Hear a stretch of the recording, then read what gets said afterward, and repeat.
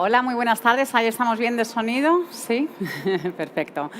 Bienvenidos a esta jornada de tarde. Comenzamos con el primero de los dos foros que tendremos a lo largo de esta tarde. Esta mañana ya hemos comenzado esta primera jornada Madrid Platform 2023 con otros dos interesantes foros. No me olvido de saludar y de invitar también a los que no puedan estar presentes a que nos sigan en streaming. Todos los contenidos de los diferentes foros y seminarios se pueden seguir en riguroso directo en nuestro canal Madrid Platform de YouTube y también, por supuesto, debatir, sacar temas en nuestras redes sociales con el hashtag Madrid Platform 2023. Les quiero comentar que las dos mesas redondas que vamos a tener en este foro prácticamente en su totalidad van a realizarse en inglés, por lo que disponemos de traducción simultánea al lado de la cabina de control por si quieren acceder a recoger los dispositivos. Están bienvenidos. Y nada, en un minutito invito a sentarse a todos los asistentes. Ya arrancamos con este primer foro de la tarde. Bienvenidos.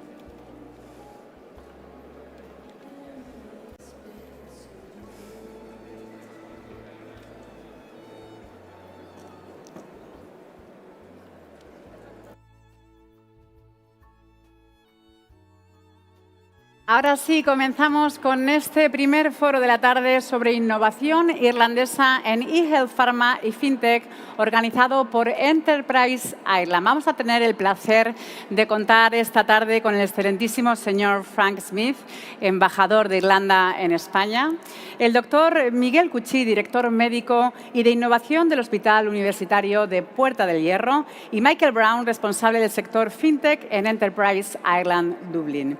Y, por supuesto, nos acompañan 9 empresas irlandesas, las grandes protagonistas de este foro, los verdaderos artífices que nos van a contar cuáles son los máximos exponentes de la capacidad tecnológica irlandesa en ciencias de la salud y en tecnología financiera. No quiero dar comienzo a este foro sin antes saludar al verdadero culpable de los buenos, su organizador, Enterprise Ireland, particularmente a su equipo de Madrid, encabezado por su director, Alberto Cisterna.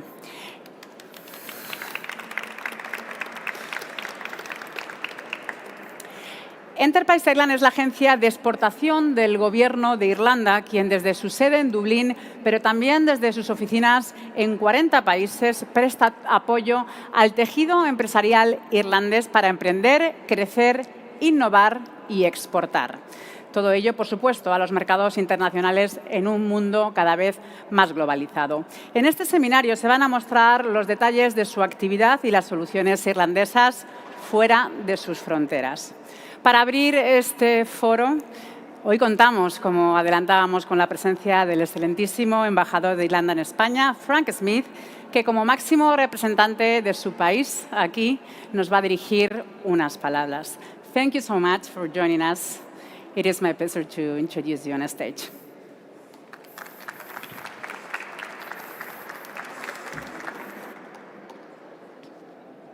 Okay. Gracias por presentarme y por la información sobre Enterprise Ireland y las empresas irlandesas que visitan hoy. Quiero dar las gracias a Madrid Platform y en particular a Carlos Morales. Fue genial asistir a la inauguración aquí esta mañana y también quiero dar la bienvenida y las gracias a los miembros de la delegación que nos visitan desde Irlanda. Estamos muy agradecidos por su presencia y esperamos que tengan una productiva estancia aquí en Madrid. La Embajada de Irlanda apoya plenamente los vínculos empresariales entre Irlanda y España. De hecho, son una prioridad absoluta. I'll say a little in English just to welcome the Irish companies and their representatives that are here today. We're very grateful that you have taken the trouble to come here.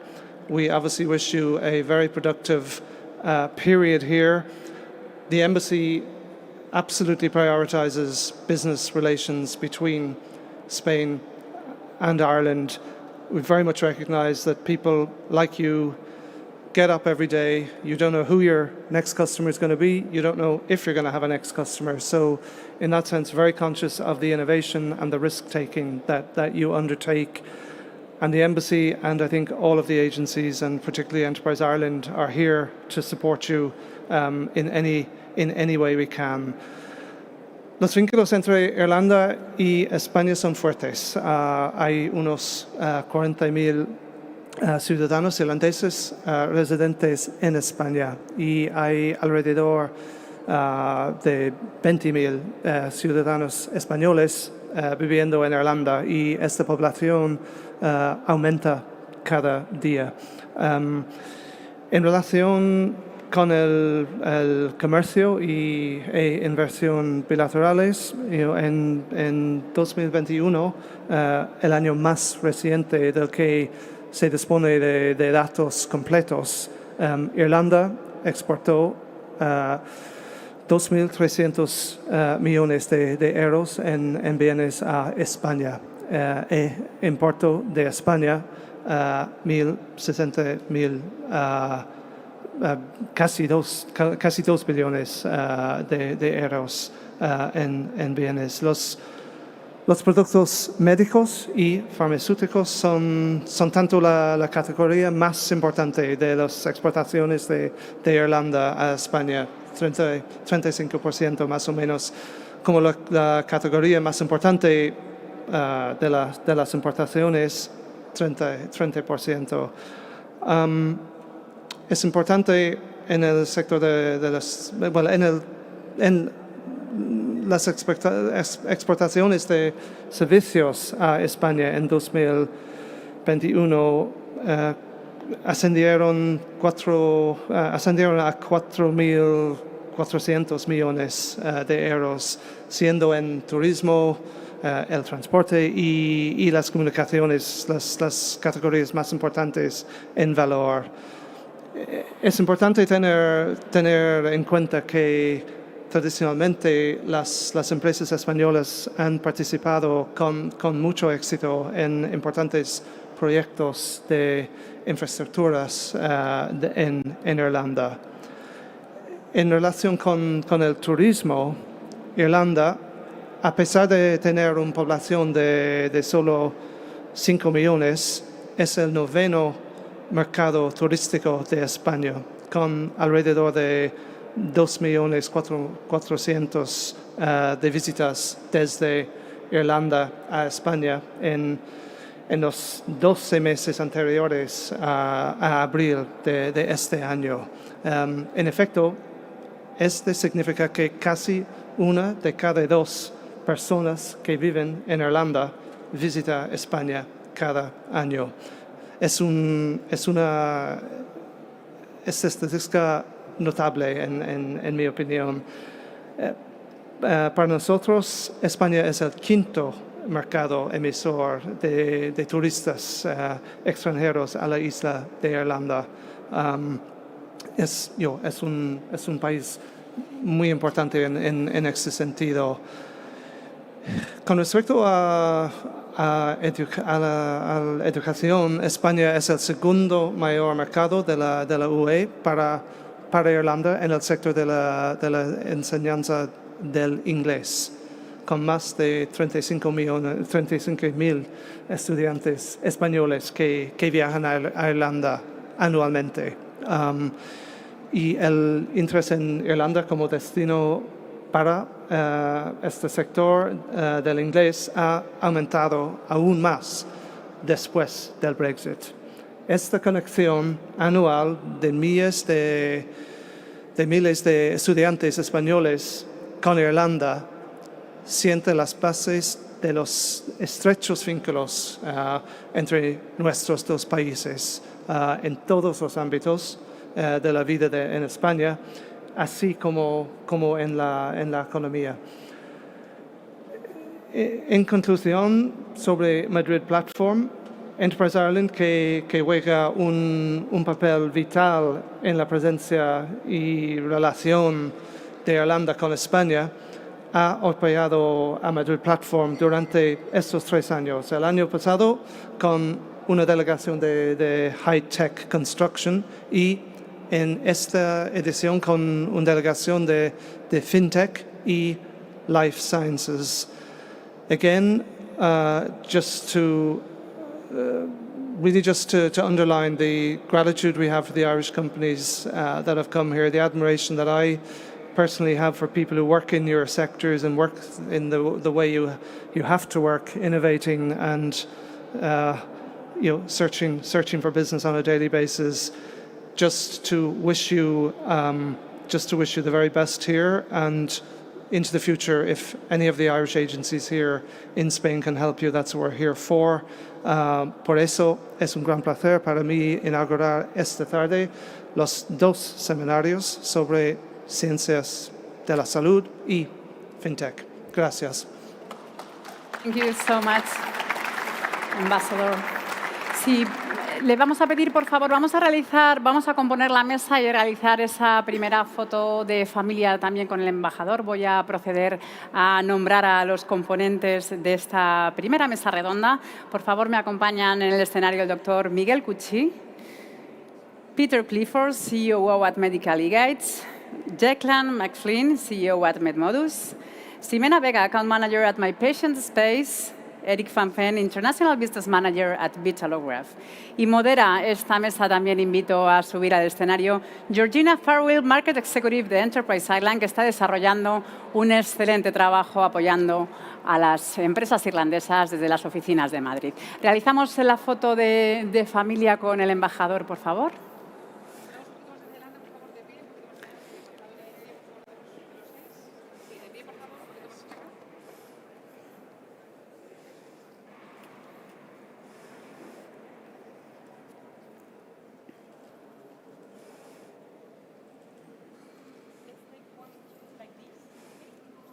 Smiling. Yes. Thank you so much. Bueno, muchas gracias, embajador, un placer. Es importante para nuestra audiencia conocer que Enterprise Ireland es una puerta a la innovación irlandesa. Vamos a comenzar, como decíamos, esta primera parte del foro con el doctor Miguel Cuchí, director médico y de innovación en el Hospital Universitario Puerta del Hierro. El doctor Cuchí cuenta con más de 20 años de experiencia en la gestión sanitaria dentro del Servicio Sanitario Madrileño de Madrid. Desde aquí ha desempeñado cargos directivos en varios hospitales de la región, como el Hospital Ramón y Cajal, el Hospital de Móstoles y el Hospital 12 de Octubre. Durante los siguientes minutos nos hablará sobre la digitalización tan importante del sistema sanitario español desde el punto de vista de un hospital público. Doctor Cuchí, puede tomar el atril. Gracias.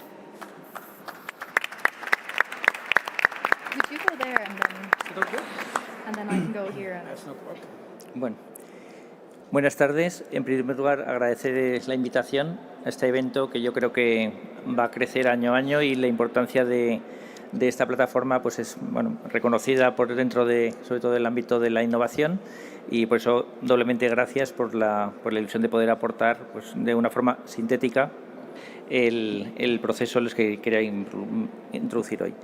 En primer lugar, pues Madrid es un escenario extraordinario porque hay una situación en este momento pues absolutamente proclive, favorable a la transformación digital. De hecho, es así que la Comunidad de Madrid ha constituido una consejería de digitalización. Dentro de esa consejería pues, se ha introducido también el área de salud. Y bueno, dentro de este contexto pues está el Hospital Universitario Puerta de Hierro, un hospital público que, bueno, un poco en datos en general les puedo decir que es un hospital de 629 camas, con 22 quirófanos, con una actividad muy importante, con una cartera de servicios sanitarios realmente completa, que además está, bueno, pues con los excelentes profesionales que hay allí, que son prácticamente casi 3.000 trabajadores, solamente el área sanitaria. Pues bueno, es un hospital, el que fue el primer hospital en recibir el sello EFQM 600 dentro de los hospitales públicos españoles, y está orientado hacia la excelencia. Es un hospital que tiene una magnífica calidad asistencial y en este momento, pues desde este tiempo a esta parte, estos últimos años estamos promoviendo lo que es la innovación. De hecho, hemos posicionado al hospital en un puesto bastante relevante en cuanto a este ámbito. Bueno, pues en realidad yo lo que quería transmitirles es que en el hospital, como digo, pues en este caso yo ejerzo también la Constitución, la Dirección de Innovación, y es un hospital que tiene varios objetos o varios condicionantes, no solamente eso, el proyecto que constituimos va ligado a una serie de condiciones que son absolutamente para nosotros esenciales. El primero y fundamental es, siempre que trabajamos con datos de pacientes y profesionales, la anonimización.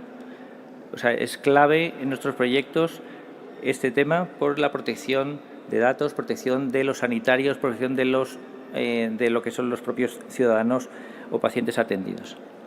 Dentro de ese enclave, que decir que tenemos que también, otra cosa que tenemos como uno de los requisitos previos es que todos los datos que se manejan o se constituyen por una herramienta informática son del hospital, y el hospital tiene la capacidad y la posibilidad de trabajarlos. Como digo, lo digo porque ha habido en contextos anteriores en los que esto no estaba tan bien definido y así lo hacemos.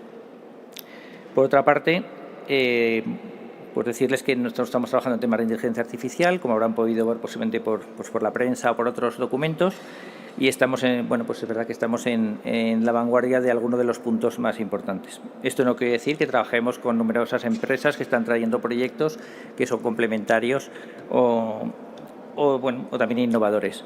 He de decir, porque la política que tenemos en el Departamento de Innovación es que, bueno, por algunas empresas vienen a hablarnos. Yo voy a hablarles desde lo que yo pienso que a ustedes como empresas les puede resultar útil, ¿eh? No es un discurso en el que voy a intentar ser muy formal, sino intentar darles algo que muchas veces cuesta años conocer cuando vienes a vender un producto. Entonces, esa es la clave de lo que les voy a intentar dar. Cuando viene alguna empresa a vendernos algún proyecto en el que ya estamos involucrados, muchas veces lo que te manifiestan es esto te lo puedo hacer mejor, ¿no? Muchas veces, porque como has cogido pues, digamos, el renombre o la acción en un ámbito de trabajo, y en la administración, bueno, pues tenemos un presupuesto limitado, tenemos que ser muy rigurosos en el control del gasto, muy rigurosos en qué invertimos el dinero, tenemos que tener también una serie de parabienes para poder llevarlos a cabo, y entonces, pues evidentemente, si hemos invertido, por ejemplo, ahora hemos invertido en el ámbito de la urgencia, y viene una empresa a venderme ámbito de la urgencia, pues para mí no es atractivo. O sea, para el hospital no es atractivo, porque esa parte la tenemos cubierta. Si tenemos €1, nos da €1 más para invertir, lo invertiremos en el ámbito de consultas, quirófanos o cualquier otro apartado. Entonces, eso creo que en ese contexto sí que es importante. Está bien rivalizar, pero también hay que ser realistas. Tenemos que hacer, al menos en nuestro hospital. Yo no digo que otro hospital le puede interesar el área de urgencias u otro camino, ¿no? Pero la forma que nos plasmamos es que tenemos cada euro que recibimos del hospital, tenemos que invertirlo bien y tiene que tener un objetivo claro y además tiene que ser útil, y por eso digo, tenemos que ser muy cuidadosos con el consumo. Sobre esto también tenemos que tener pues herramientas que resuelvan un problema del hospital, ¿no? Muchas veces nos vienen proyectos que nos proponen pues cosas que son muy atractivas, muy vistosas, pero que realmente no resuelven, no nos dicen nada, o sea, no aportan nada que nos genere valor. Entonces, eso también es importante tenerlo en cuenta. Quiero decir que no os voy a engañar, quiero decir que hay numerosas empresas que semanalmente vienen a visitarnos y, bueno, pues evidentemente hay que hacer un cribado previo en lo que intervienes el tiempo, dedicas el tiempo, porque estamos dedicados a la asistencia, estamos dedicados a otras actividades y tenemos que ser muy selectivos, ¿no? En cuanto a lo que es el proyecto, sí, ¿por qué somos atractivos el Hospital Puerta de Hierro? Bueno, pues como digo, tenemos una estructura estupenda, tenemos un tamaño ideal para hacer lo que son cualquier o pilotaje o prueba de herramientas informáticas o asistenciales.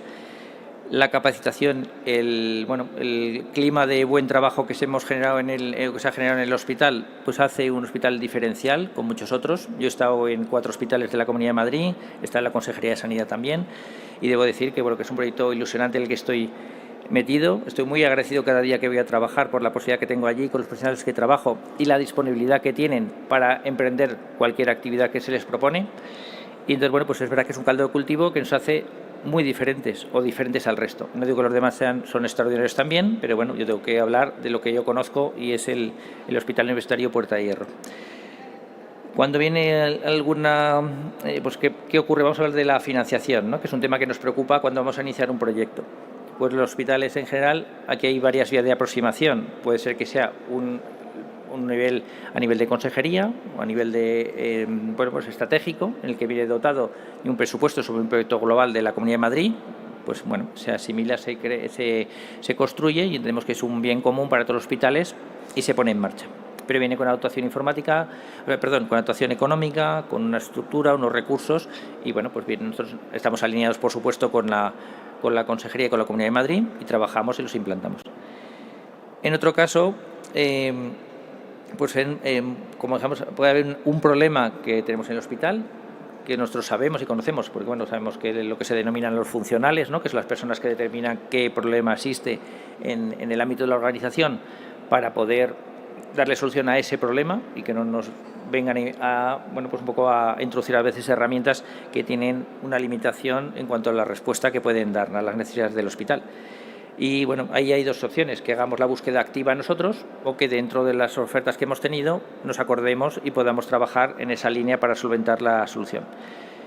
Por otra parte, hay otra serie de proyectos que son iniciativas del propio hospital, ¿no? Un poco lo que hemos tenido ahora que hemos creado dentro del Departamento de Innovación, pues algunas iniciativas que, bueno, pues a base de lo que son partners tecnológicos, en el que, y ahí voy a ser muy sincero con ustedes, el hospital no tiene una dotación específica ni para innovación ni para compra de software. Entonces, que decir que eso es la realidad de lo que es el hospital comunidad independiente o autónoma. Entonces, en ese contexto, pues tienes que azuzar un poco el ingenio y la imaginación para poder sacar adelante las situaciones.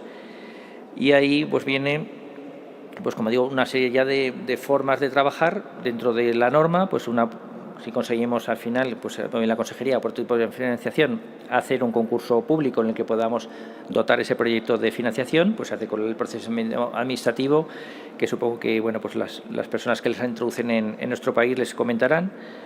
También puede ser que haya pues una financiación externa por medio de la investigación o del pilotaje, y ahí buscamos pues para cosas concretas, limitadas en el tiempo, y ahí es verdad que se pueden hacer proyectos que muchas veces quedan en el ámbito de el piloto, pero que he de decir que un piloto realizado, utilizable, que ha demostrado su utilidad en un hospital como el nuestro, pues evidentemente es un proyecto ganador. No puedo decir otra cosa. En ese contexto, ¿qué estamos haciendo desde el Departamento de Innovación? Pues necesitamos una inyección económica. Como tenemos que ser imaginativos, lo que estamos propostulándonos de alguna manera también a realizar algunos pilotajes que encajen con nuestros proyectos. Evidentemente, no tenemos un tema económico que aportar, y sí que, no voy a decir que haya otra cosa, que incluso las empresas que están trabajando con nosotros están aportando recursos humanos y recursos materiales para que llevemos a cabo los proyectos, porque nosotros no tenemos la dotación necesaria para hacerlos. Es decir, pero es verdad que sí que nuestro compromiso es que si eso funciona, pues bueno, no vamos a ocultarlo, y que como se ve, las empresas que están viniendo pues están llevando pues un merecido prestigio, porque han hecho las cosas bien y porque han contado pues con el seguimiento que le hemos podido proporcionar. Como decía, hay un conocimiento enorme dentro del hospital y un ámbito francamente atractivo para llevar esto. Por supuesto, también estamos abiertos a lo que es la colaboración con dinero europeo. Es decir, para nosotros sería ideal el poder aportar la financiación europea que venga vinculada a un proyecto, pues nos parece más que atractivo, porque sobre todo porque va a hacer replicable el modelo, va a ser útil para el resto de Europa Y bueno, pues como digo, es una de las alianzas que estamos ahora. Hemos lanzado algunos de los proyectos ya a nivel de petición europea, pero bueno, de momento no hemos alcanzado los resultados porque están en fase de evaluación. Pero tenemos capacidad para hacer pues bastantes proyectos de este perfil y tenemos las personas capacitadas para llevarlo a cabo. Y bueno, los ámbitos en los que nos movemos, como decía, pues que van a resolver los 3 puntos básicos, que es atención al paciente, trazar al paciente, orientarnos hacia dónde está, qué le pasa, qué es lo que tenemos que ver, cómo se siente con la organización. Por supuesto, a los profesionales, uno de los objetivos básicos del proyecto que tenemos hecho es es conseguir tiempo para los profesionales. Queremos cuidar a nuestros profesionales, es un objetivo de la Comunidad de Madrid, de la Consejería de Sanidad, que es cuidar al profesional. Y dentro de ese cuidado, pues es ganar tiempo para ellos.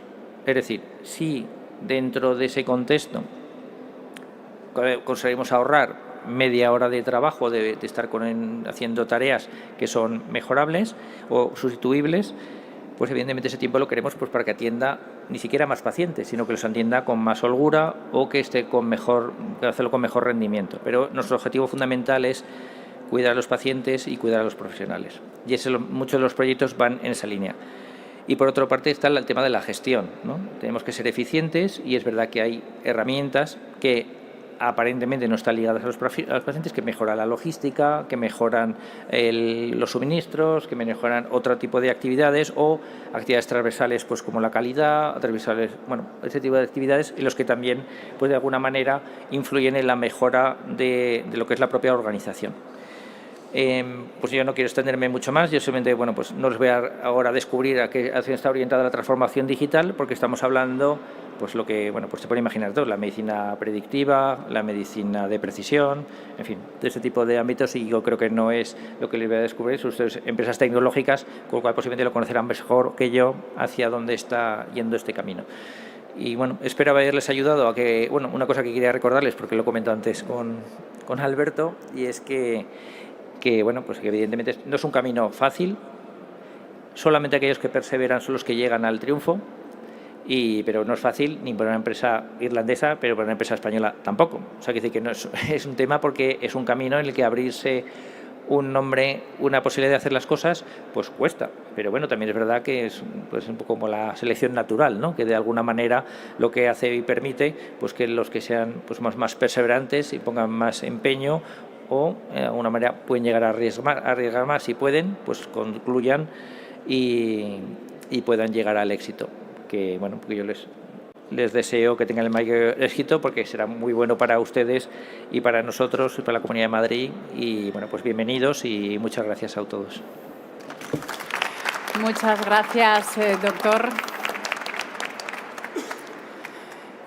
Por supuesto que gracias a la innovación irlandesa a través de Enterprise Ireland, todo lo que se pueda apoyar al sector público de sanidad es más que apreciable. Vamos a dar paso ya a la mesa redonda. Tengo aquí a los participantes ya listos, bajo el título Transformación Digital de la Sanidad. En esta mesa redonda, durante los siguientes 45 minutos, podremos conocer cómo las soluciones irlandesas impulsan la innovación en la atención médica hospitalaria y mejoran, algo también muy importante, la experiencia de los pacientes al implementar sistemas de registro electrónico, telemedicina y otras soluciones digitales que vamos a conocer. Sin más, les dejo, espero que disfruten. Muchas gracias.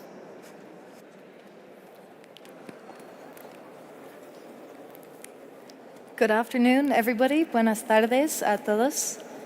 Firstly, I'd like to thank Lena for facilitating the introductions to our panel today, and also thank kindly Ambassador Frank Smith, as well as Dr. Miguel Cucci for his words. So I'd like to warmly welcome our 4 participants on stage today who will be participating in this session, which will be centered around life sciences. And touching on the sentiments of our Irish ambassador here in Spain, these are world-class businesses participating or coming from the life sciences sector in Ireland, and are working to strengthen those bonds between Ireland, Spain and Latin America. So without further ado, I'll start with you, Declan, and ask you please to introduce your company. And thank you. Hi, Declan McGlynn. I'm CEO of a company called MedModus.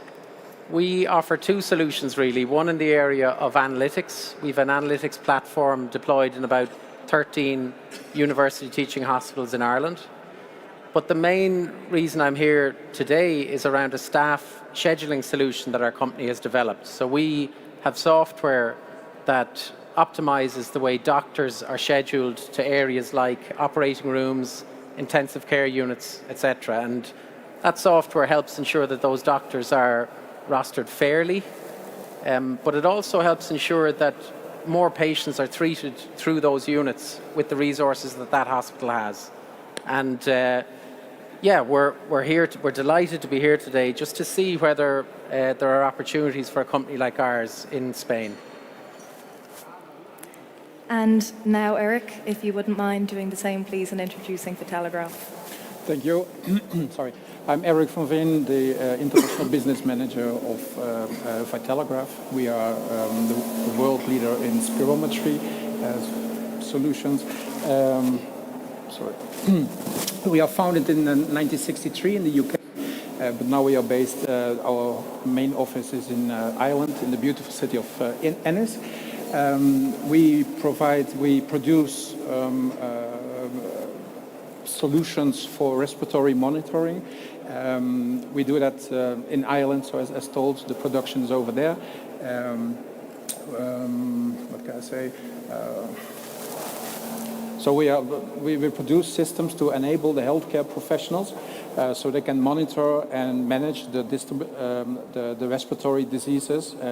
And also we have clinical trials where we assist global pharmaceutical companies in their combat with fighting diseases in respiratory care. Thank you. And now, Peter, if you wouldn't mind introducing your company to us all, please. Sure, thanks, Georgina. My name is Peter Clifford. I'm the Chief Operating Officer in MEG, based in Dublin. We've developed over the last few years, we've developed a quality management system for healthcare. So we sell to hospitals, to aged care, to community care. And what our system does is, we help those customers of ours collect data and report back with their staff. So you can carry out your audits, your clinical audits, your inspections. You control your documents on our system, the processes, SOPs, incident reporting, complaints management, patient feedback, all of that managed in one system and all linked up. So you can imagine a patient who complains about something in a hospital, and then when that comes into the patient feedback, the patient experience department, they decide, well, we need to open an incident here. There seems to be something we need to solve. When they open the incident, then they realize the root cause of this was like a policy that needs to be changed in theatre. When they go then and they update the policy, well, then they want to audit to make sure that there's compliance to the new policy. So our system does all of this, and it's all linked up. So what we're trying to do is help those customers manage it in one place rather than having 3 or 4 disparate systems.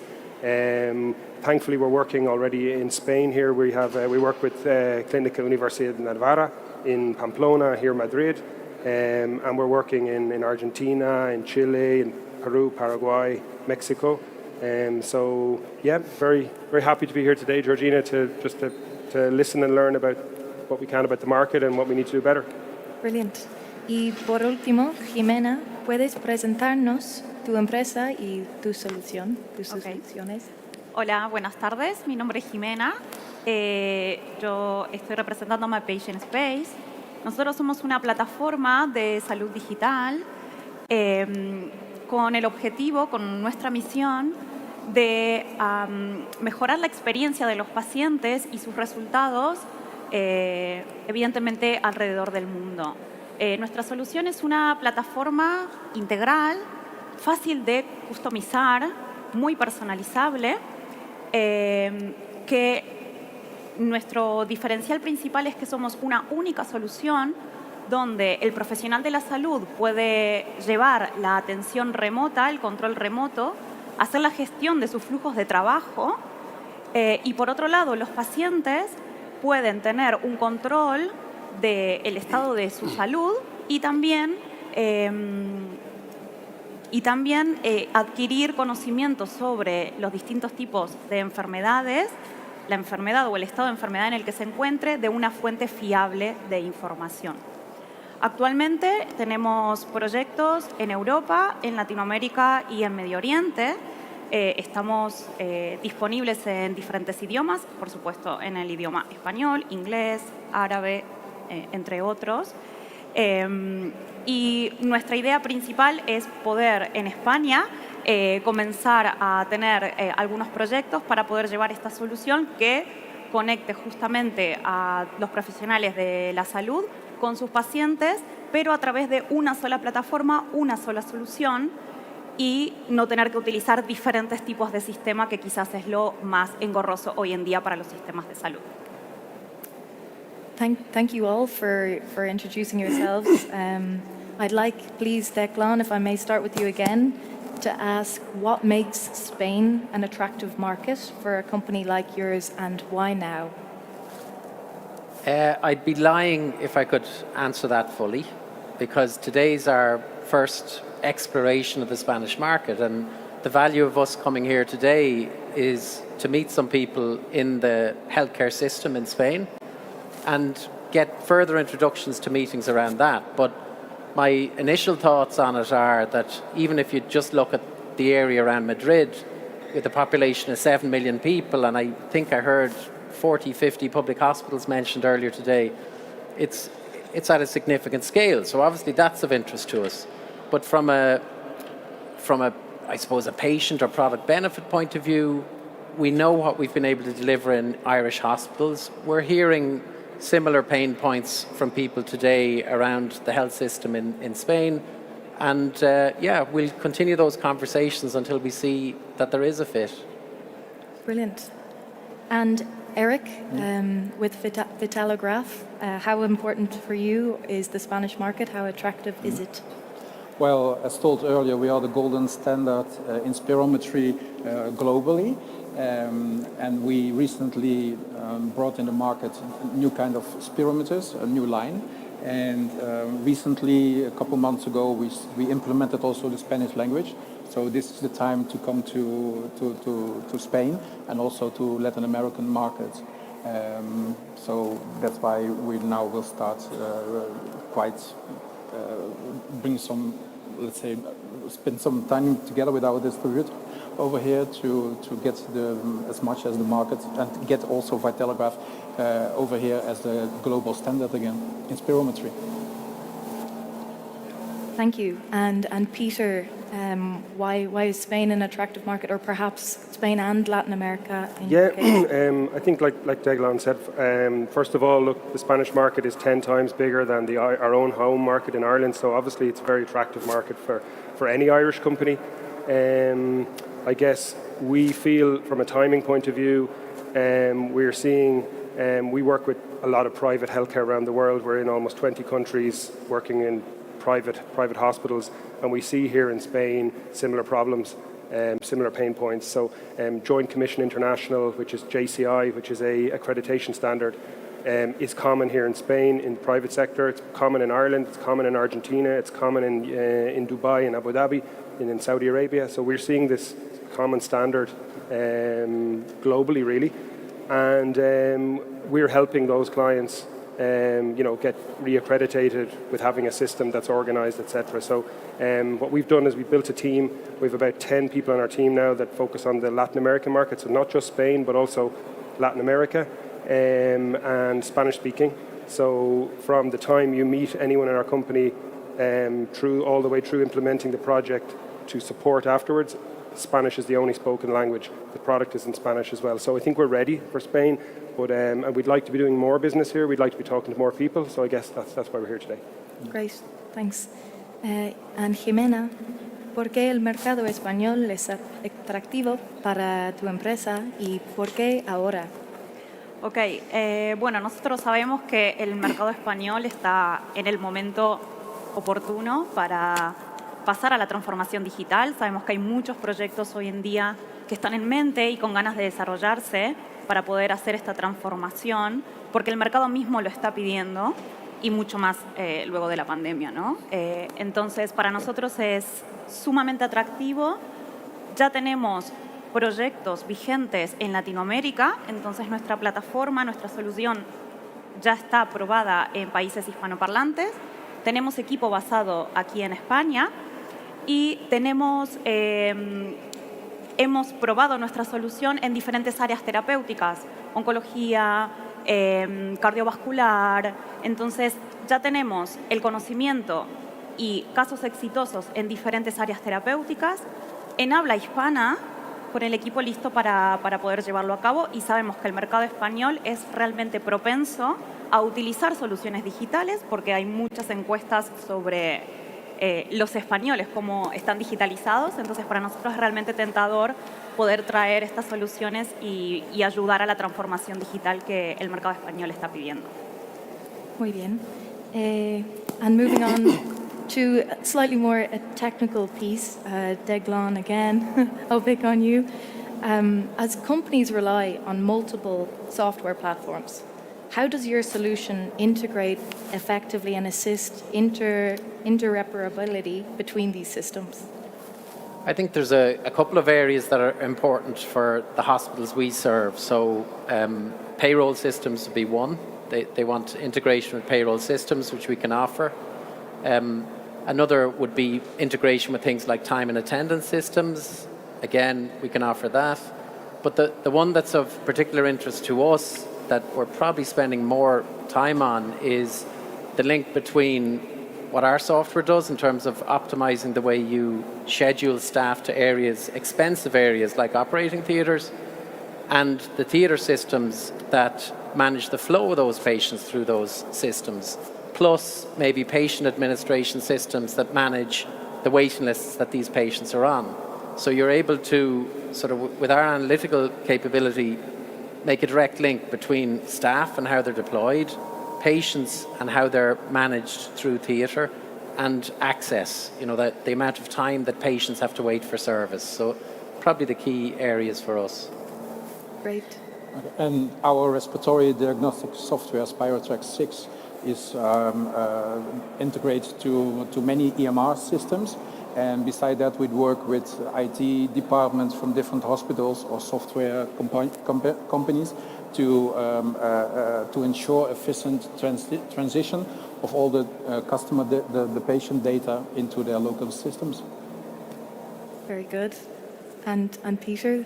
Yeah, look, it's a really important part of our journey over the last few years is integration. So whether it's data coming from other systems into our system or data being pulled from our system out into third-party systems. So we would generally integrate with electronic patient record systems using HL interfaces or FHIR interfaces, which is a healthcare standard.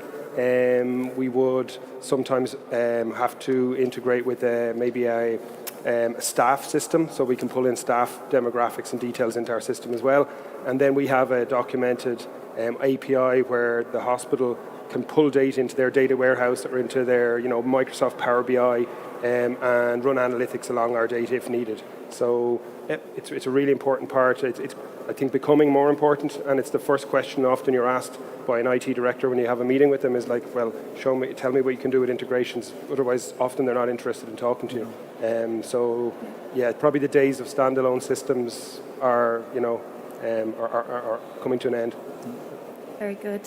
And Jimena, dado que las empresas dependen de diferentes plataformas de software, ¿cómo se integran tu solución y cómo ayuda a la interoperabilidad entre sistemas? Bueno, nuestra solución sigue estándares internacionales de integración de datos. Entonces, por ejemplo, el HL7. Entonces, realmente es muy fácil para nosotros integrar cualquier sistema que se esté utilizando en las organizaciones actualmente con nuestra solución. Como decía Peter, es una de las primeras preguntas que suelen hacer porque evidentemente hoy en día la mayoría de las organizaciones tienen muchas veces su propio sistema y suele ser un gran problema el integrarse o utilizar un sistema extra. Entonces, desde nuestro lado, siguiendo estos estándares, podemos integrar fácilmente si las organizaciones utilizan sistemas con la misma integración, o lo podemos hacer internamente, pasar todo lo que serían los datos de los sistemas que están utilizando actualmente a nuestra plataforma de forma masiva. Muy bien. Declan, back to you. How can your company facilitate healthcare professionals with the adoption of new processes and new technologies in hospitals? Well, there's a couple of ways I could answer that, but one of the big benefits of what we do around the staff scheduling solution is saving doctors time. Like it wouldn't be unusual in a hospital in Ireland to see senior doctors responsible for trying to schedule their colleagues spending hours and hours, often weekends and evenings, trying to optimize schedules around their areas of operations. We take that time back, right? And we do that for those doctors. And we provide a kind of a managed service around that side of our operation as well. So we don't like to think of it as plug and play software and we walk off to the next customer, but we're there to support, you know, the ups and downs of trying to manage schedules in these different areas of the hospital. That's certainly one way. Very good. And Eric? Yeah. Well, we give training on site when we place multiple systems. And beside that, we have an online platform where the end users can register and they can also receive a certificate after the training. So we give a full training program for the end users of our products, devices. Very good. And Peter? Yeah, look, obviously change management is a big part of implementing any software product. And I guess not specifically for Spain or even Latin America, but I think for it to be successful, first of all, you have to have the staff. You have to have staff who come. So we would hire a lot of healthcare staff. They've come from healthcare backgrounds, whether it be quality management, nursing, doctors. So we would hire people who understand the customers from day one.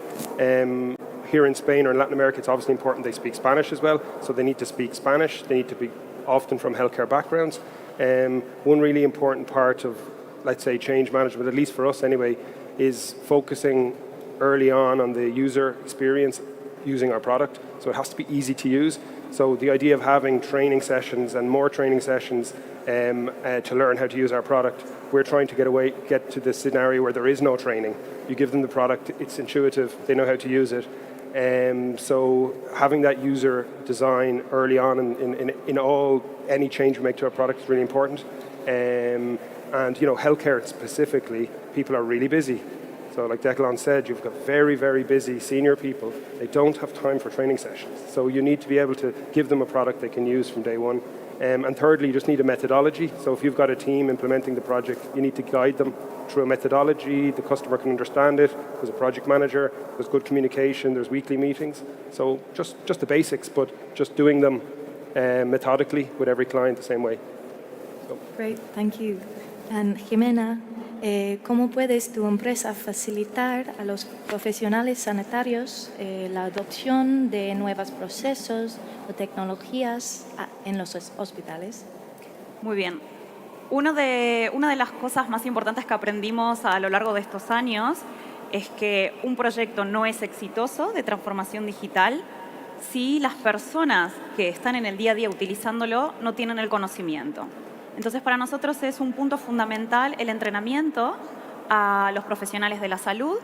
Tenemos desde el día 1 nuestro equipo disponible para poder entrenar y mostrar la forma más eficiente de utilizar las herramientas y también, obviamente, adaptándonos a los tiempos de los profesionales de la salud.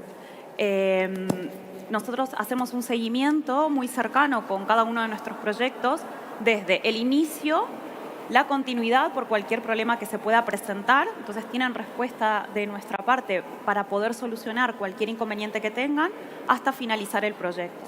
Entonces, de nuestro lado, el entrenamiento es uno de los espacios fundamentales porque sabemos, gracias al conocimiento y la experiencia previa, que si no están formados, si no entienden cómo se utiliza la plataforma, entonces por más esfuerzo que pongamos, los resultados no van a ser los que estamos esperando. Gracias. Jaglan, coming back to you, I know you're at the beginning of your journey in Spain and Latin America, but why should hospitals implement your solution in these markets? I think, again, I'd need to understand the Spanish market a bit more. I need to understand what the pain points are around scheduling staff, particularly in surgery, intensive care units, etc. But assuming that those same pain points exist, the reasons why Irish hospitals like what we have to offer is that, I mean, there's several, but we save them an inordinate amount of administrative time by completely streamlining the whole process of scheduling your staff. We're able to design rosters using optimization algorithms in a way that's much fairer for doctors and ensures that, you know, they're not working consecutive weekends of emergency shifts, they're getting the rest days that they deserve, that type of thing. And then from the hospital point of view, and there's always a financial ask, I suppose, in these things, we, through scheduling staff more effectively, can ensure that as many patients as possible can be treated through that environment. That's obviously important for the patients in question. So if those same pain points exist, and that's what I'm here today to try and find out, then that's what I'd say is the benefit of implementing our solution. Great.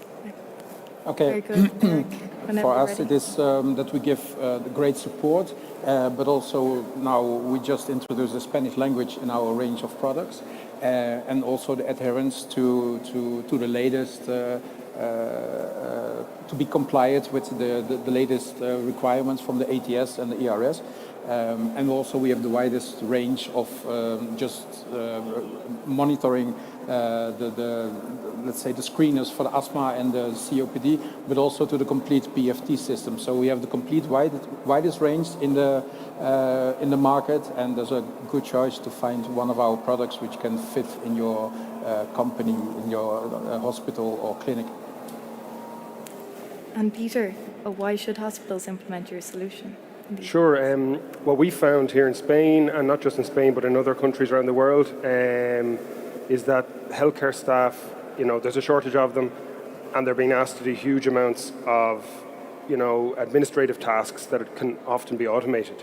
Our system automates a lot of the process in those tasks, whether it be collection of data, automatically reports being created, automatically reports being sent every month, etc., to the right staff, alerts going to the right people if an incident is reported.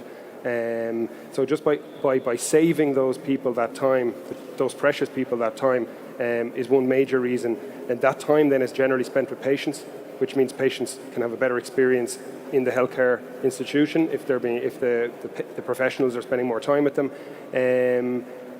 So really, I guess it saves money, but really what's probably more important, or what drives our staff, is that the patients feel it in the end. And then there's an accreditation piece which is really important, where most of our customers are looking to be accredited by whatever bodies are accrediting them, whether they be local or they be international, like Joint Commission International, JCI, and we help them along that journey. We help them get reaccredited. We make that easier. So that's obviously got a huge benefit, especially for a private institution that uses that as part of their marketing. So, yeah. Thanks. ¿Y por qué los hospitales de España y Latinoamérica deberían implantar tu solución? Ok, creemos que nuestra solución, al ser una solución integral, va a ayudar principalmente a los hospitales a ahorrar dinero, por supuesto, porque pueden tomar decisiones basadas en datos reales para mejorar la gestión de sus flujos de trabajo. Por otro lado, mejorar tiempos, porque tanto en España como en Latinoamérica hay una alta demanda de los servicios de salud y muchas veces los hospitales están colapsados y no dan abasto para la atención médica necesaria, entonces se puede ahorrar tiempos a través de la monitorización remota de los pacientes. Y, por otro lado, para los pacientes, una mayor adherencia a su tratamiento y empoderarlos a que se puedan involucrar más en el seguimiento de su estado de salud. Tenemos, por supuesto, como comentaba, soporte en español y ya tenemos experiencia en el mercado, entonces para nosotros creemos que estamos en el momento justo para que puedan aplicar nuestra solución. Muchas gracias. So that marks the end of our session, and I would like to thank our wonderful participants in this life sciences discussion that we've had, and if we could give them all a round of applause.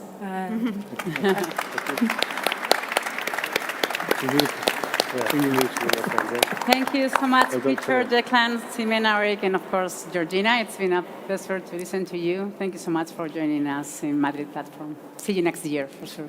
Thank you. Thank you. Muchas gracias.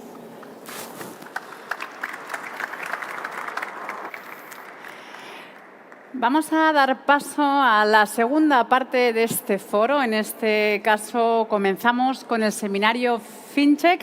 Vamos a dividir esta sesión también en dos partes. En primer lugar, una ponencia y acompañada a continuación de una mesa redonda.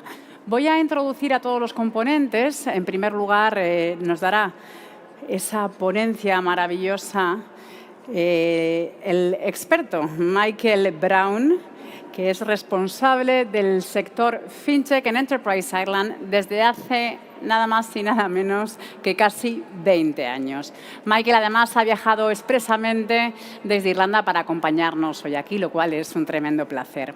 El señor Brown es licenciado en Business Studies por el Trinity College de Dublín, es Chartered Financial Analyst, CFA, y cuenta con un Master en Investment and Treasury Management de la Dublin City University. Además, un Certificate en ESG Investing por el CFA Institute. Un amplio currículum que pueden investigar porque es una maravilla. Voy a presentar a su vez a los componentes de la siguiente mesa, así asisten también desde el escenario a la mesa redonda que luego procederé también a presentar. Doy la bienvenida al escenario a Jonathan Fenn, Chief Commercial Officer de Videx One, Bertrand Savy, VP Western Europe at Dion, Rob Leslie, CEO at Cedizzi, Fernando Peral, Sales Director for Spain en Fenergo, y David Hughes, CCO at TransferMate. Como decía, esta mesa será moderada por Michael Brown, pero vamos a iniciar con su ponencia. Pueden subir los ponentes y Michael Brown y comenzamos con Michael. Bienvenidos.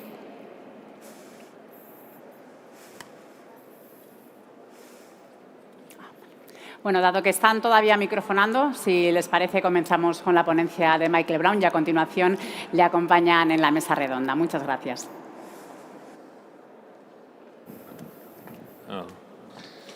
Buenas tardes. Muchas gracias, Lena, por la introducción. Voy a hablar en inglés, pero a veces primero intentaré decir unas palabras en español. Quisiera agradecer a mis colegas la invitación a venir hoy aquí. Es un placer visitar este maravilloso edificio del Ayuntamiento de Madrid, con algunas fantásticas empresas irlandesas en la hermosa ciudad de Madrid. También es una gran oportunidad de escapar del tiempo lluvioso de Dublín durante un par de días. Muchas gracias a todos. Vale, vamos a comenzar en inglés. Let me introduce myself. My name is Michael Brown. I'm a senior advisor in Enterprise Ireland's FinTech team. I'm based in Dublin and I've worked in various parts of Enterprise Ireland for nearly 20 years. I manage a portfolio with a mix of companies at various stages of development, from startups to large established companies, some of which are here with me today. I also manage Enterprise Ireland's global FinTech team, which has colleagues stretching from Sydney to Silicon Valley. The format today will be a short presentation by myself about Enterprise Ireland, what we do and who we are, and the Irish FinTech sector. Then will be followed by more lengthy and detailed discussion with some fantastic Irish clients that are here today to outline their innovative products and services. So we have BidX1, we have Dayon, we have Finergo, we have Sedici, and we have Transformate. So Enterprise Ireland. So Enterprise Ireland is Ireland's government, trade and innovation agency, and this year we're celebrating 25 years in existence.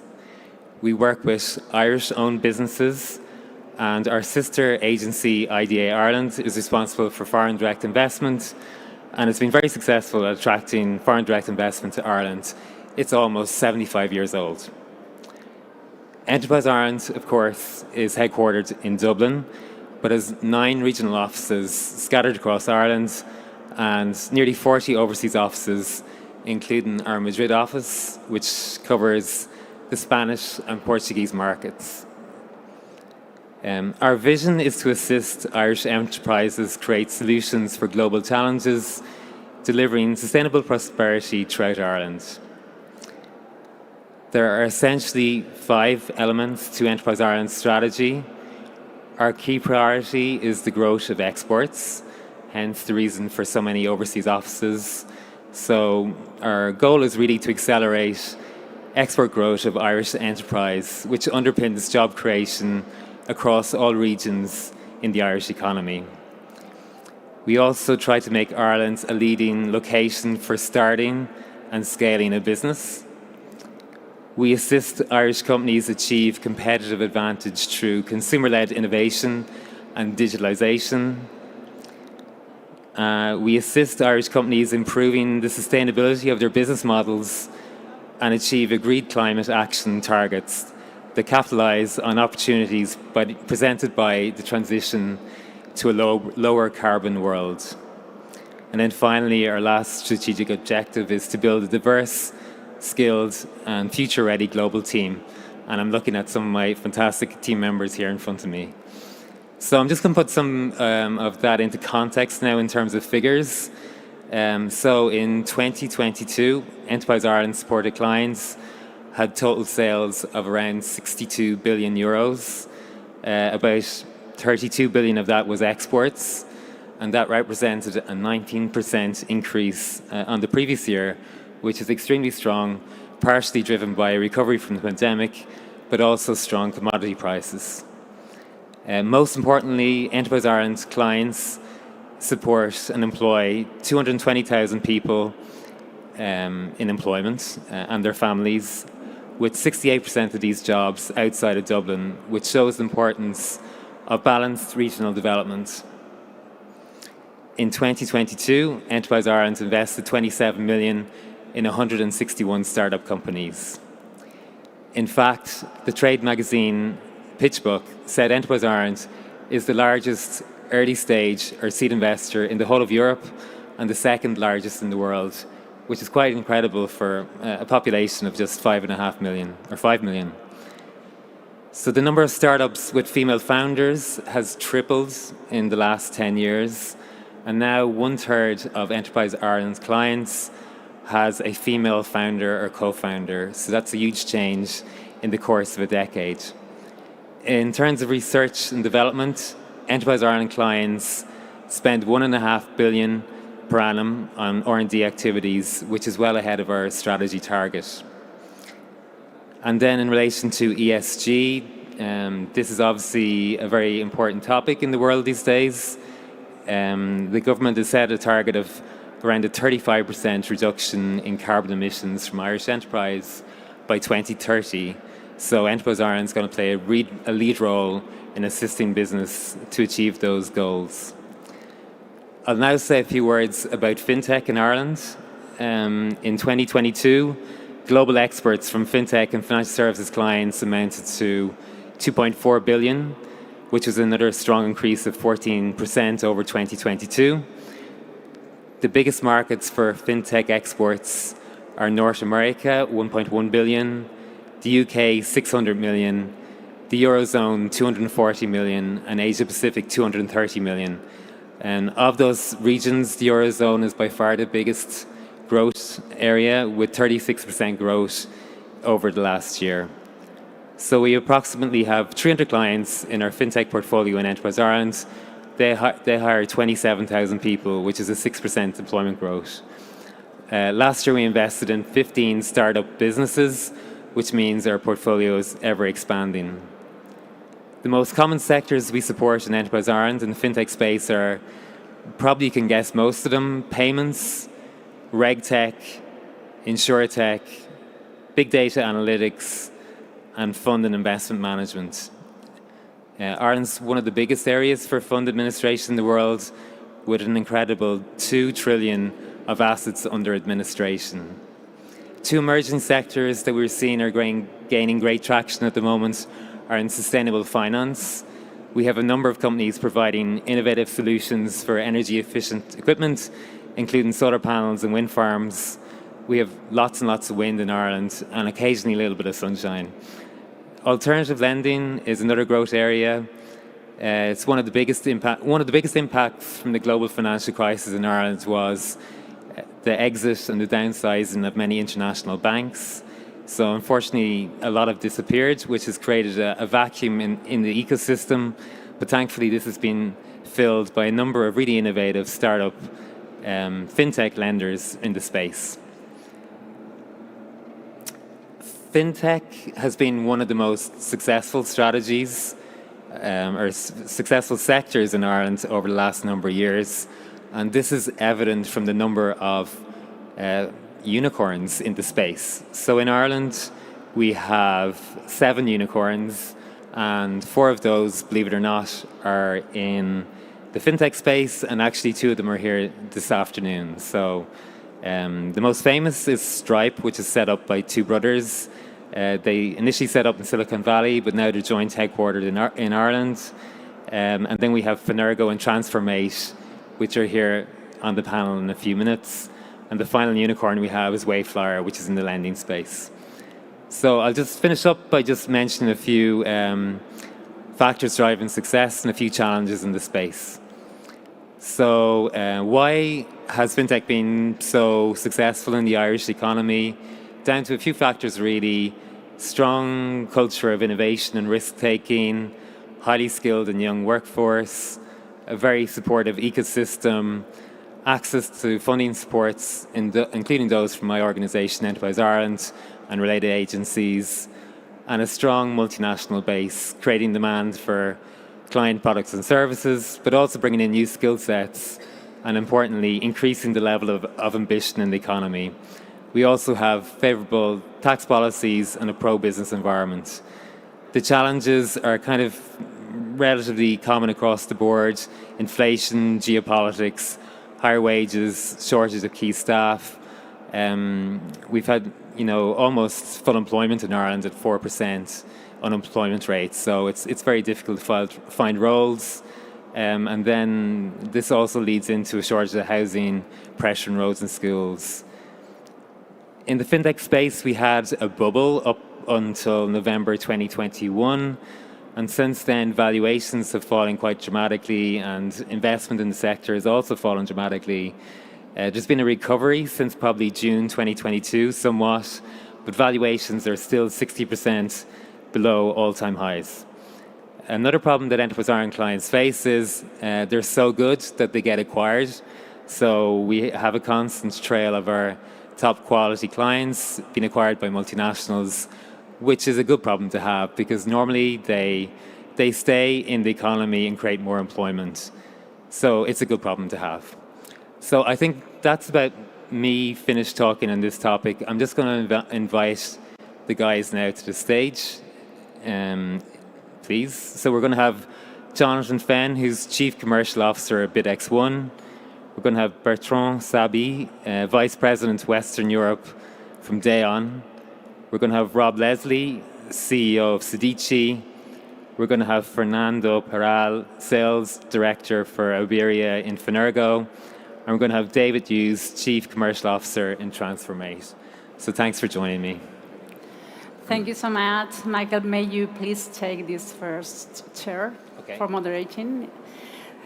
Efectivamente, Irlanda como líder en la revolución fintech, no hay duda de ello. Comenzamos así pues esta segunda mesa redonda. No cabe duda que como centro tecnológico y de servicios financieros globales, Irlanda es efectivamente una fuente de innovación tecnológica fintech y un punto de acceso tecnológico global. 8 de las 10 principales empresas mundiales de software tienen su sede europea en Irlanda y alberga más de 250 de las principales empresas de servicios financieros del mundo. Enterprise Ireland apoya actualmente a más de 200 empresas fintech irlandesas, 5 de las cuales están aquí presentes detrás de mí en esta segunda parte del foro. Espero que disfruten esta última parte del foro, que seguro va a ser cuanto menos igual interesante que la anterior. Gracias. Gracias. So, thank you, gentlemen, for joining me this afternoon. Welcome to Madrid. And look, I'm going to ask you all just to introduce yourselves, your own backgrounds and your company's backgrounds, and what innovative product and service your company offers. So maybe we start off with you, Fernando. Sure. My name is Fernando Peral. I'm Sales Director of Fenergo for Spain and Portuguese market. Fenergo is a 14-year-old company with over 1,000 employees that dedicate every day, all day, thinking about client lifecycle management technology. And client lifecycle management means everything that happens from onboarding a new customer, usually on banks, but also on big corporates. Everything that happens from the moment you onboard a new customer till the moment that you stop doing relationships with that customer. And in between, you have several things such as KYC, which is gathering information from the customer. You have also AML, which means making sure that there's no suspicious activity regarding the cash and the funds and the deposits of that customer while the relationship with the bank. And also you have the ESG process, which means ensuring that there is no environmental, social, or governance risk, or at least it doesn't go beyond your risk level or your risk, your risk level, right? Sure. No, we'll probably come back to that topic later. Yeah. And basically we're present in more than 20 countries, working usually with the big banks across the globe, but also we are now tending to open the market for smaller banks and fintechs. Fantastic. Thank you so much. Bertrand, would you like to introduce yourself and the company, please? Yeah, sure. So my name is Bertrand Sabi. Excuse my Irish accent, it's a bit strong. I don't know if you will understand everything. So I'm VP Western Europe for Deon. So Deon is an Irish company that was created by a famous businessman. It's called Dermot Desmond. And we work on digital identity and biometric authentication. So something very, very close to your business. So we basically also onboard customers based on their facial biometrics. We check that they are a live person, which is becoming more and more important right now with the advent of deepfake. And we check their ID documents. Okay, we compare the selfie with the photo of the ID document, and we make sure that the ID document is real. Okay, this is for the digital verification of identity. Then once we have created this identity, we allow the customer to authenticate to the digital channels, like the web, the app of a bank, and also to the call center. So for the call center, we apply different techniques like voice biometrics and complementary stuff to make sure that they are the real customer, because the call center is becoming a huge target for fraudsters. There's a bit more security now in web and apps, but the call center is very, very big. So we work with customers like, I don't know, NatWest, AIB in Ireland, in Telefonica. We work with the major Telefonica, the major Spanish company, which is Telefonica. So this is for the traditional business, but we also start to work with more modern companies like Luno in cryptocurrency, or Faceit in the esports business that is growing like crazy. Yeah, fantastic. Now, Dermot Desmond is probably one of the architects of financial services promotion in Ireland. So the financial services district in Dublin probably bears, all his brilliant planning way back many decades ago. So interesting to work for one of Ireland's richest men. So Rob, I'm going to hand over to you. You're probably the person I know longest on the panel. Thank you, Michael. Good afternoon, everyone. Rob Leslie is my name. I'm the CEO and founder of Sedici. We're a startup based in the southeast of Ireland. We have a subsidiary in Tenerife, in the Canary Islands, so we've got a strong Spanish connection there already. We do a number of things, very similar to what Bertrand was describing. We help customers identify who their customers are, both individuals and companies, relying on sources of data that we access from all over the world, tapping into government databases in order to retrieve who a company really is and who the people behind that company are as well. Our key differentiator is that we've developed cryptography that allows organizations to collaborate on their data in a way where they don't have to share that data. So you could have a consortium of banks working with maybe a telco or a number of law firms, for example, where all of them could be able to leverage each other's data in a way where none of them actually expose or share any of the information that any of them hold. So all of that information stays fully private and confidential to the organization that owns it, yet its value can be extracted by the others in the network. Really important from a privacy perspective, really important from a security of data, from a commercial perspective, and something that I think we absolutely are going to need going forward if we're to defeat the networks of criminals that absolutely know how to network at scale really successfully. Yeah, no, it's a fantastic example of innovative technology being applied with an interesting use case. So, yeah, fantastic to hear that. Thanks, Rob. Jonathan, hand over to you. Thanks, Michael. Good afternoon, everyone. My name is Jonathan Fenn.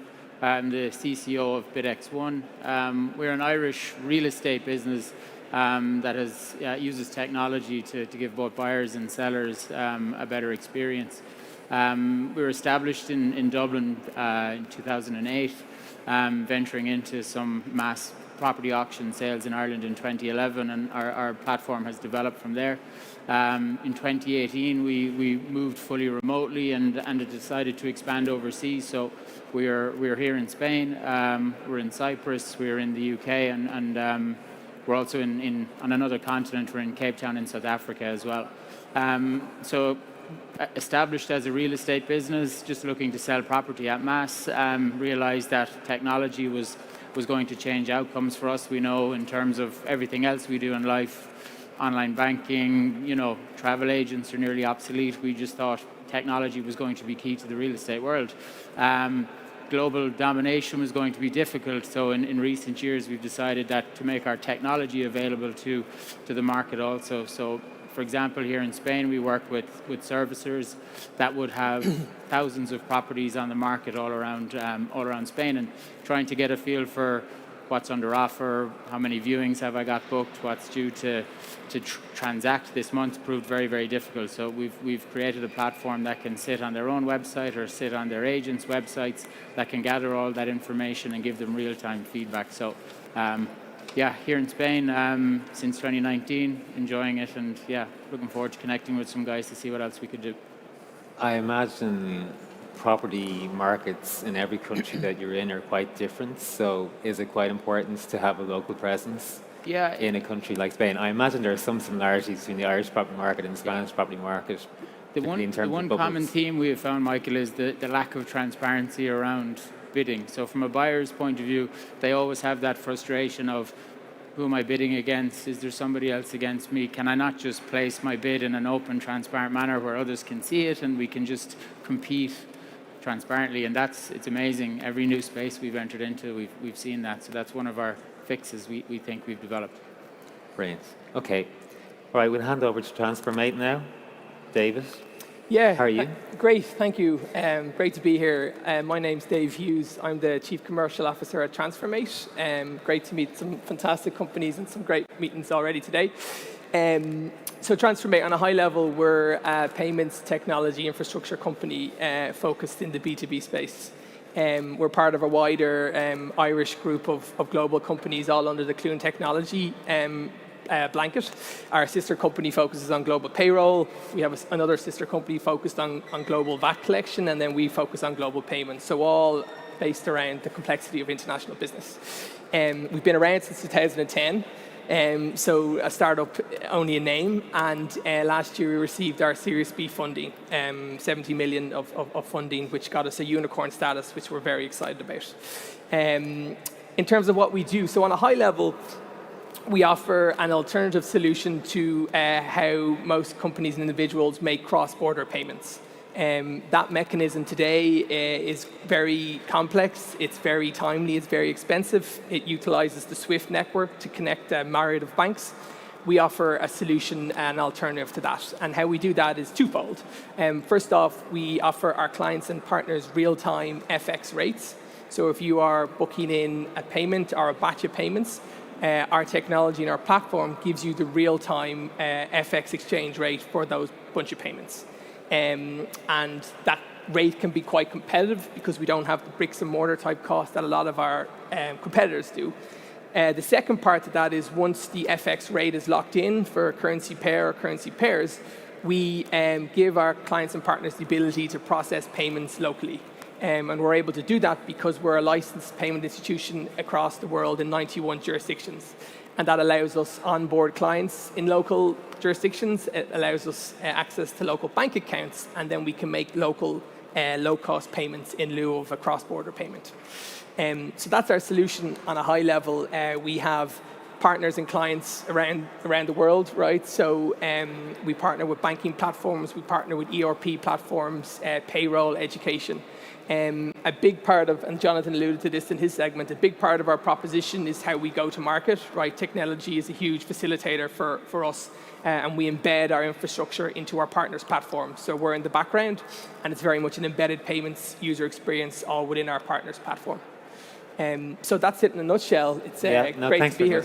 Thanks very much, David. Now, you're probably being a little bit modest. We had our first National FinTech Awards last week in Dublin. I was one of the judges at it, so I know you were awarded FinTech of the Year, your company, so congratulations in that regard. Yeah, we're very excited about that. It was great to be recognised and great night overall. There was some fantastic companies, and it's great to promote the Irish and the FinTech side. Yeah, I think it's reflective of the growing nature of the Irish FinTech space that we now have our own awards. So exactly, watch this space.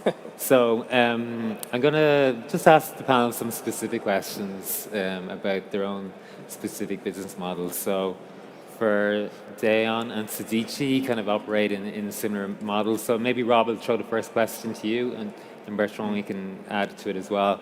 So it's all about artificial intelligence these days. All the NASDAQ AI stocks are racing up the charts, and people are renaming their companies with AI at the end of it. What advances in artificial intelligence, and I'm talking about deep fake technology, Rob, what opportunities and challenges does that present for companies in the digital identity space?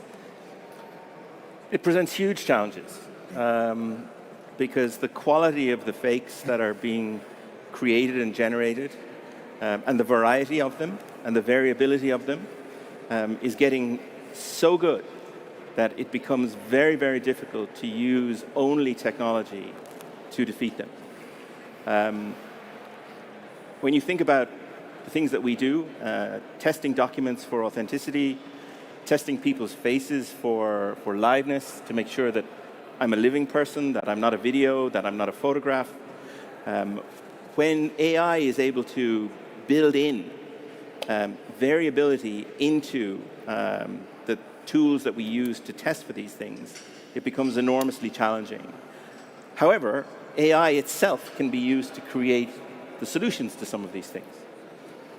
If you're able to identify what you think is a deepfake, you can present challenges that the deepfake may struggle with. which may be, I think I've got a deep fake on my hands. I now want to go to a government database to confirm something that this identity may not have access to. For the first time, the crook will not have been able to figure out what you're going to do next. So it's a case of being able to use multiple things depending on the scenario that I think arises. And the other thing I would add, it's all about risk. So at the end of the day, if you've got a fairly low risk application, I wouldn't go mad trying to apply lots of very sophisticated, very expensive technology to it. Generally, fairly simple solutions will suffice. It's where there's very high risk involved. That's where you need to have more sophistication. And maybe that's a good segue to hand it over to Bertrand and get his thoughts on this as well. So for us, it presents huge opportunities, actually, as a complement of the huge challenges. For us, there are two channels where we can be confronted to deepfakes. The one is the voice channel. Yes. Okay.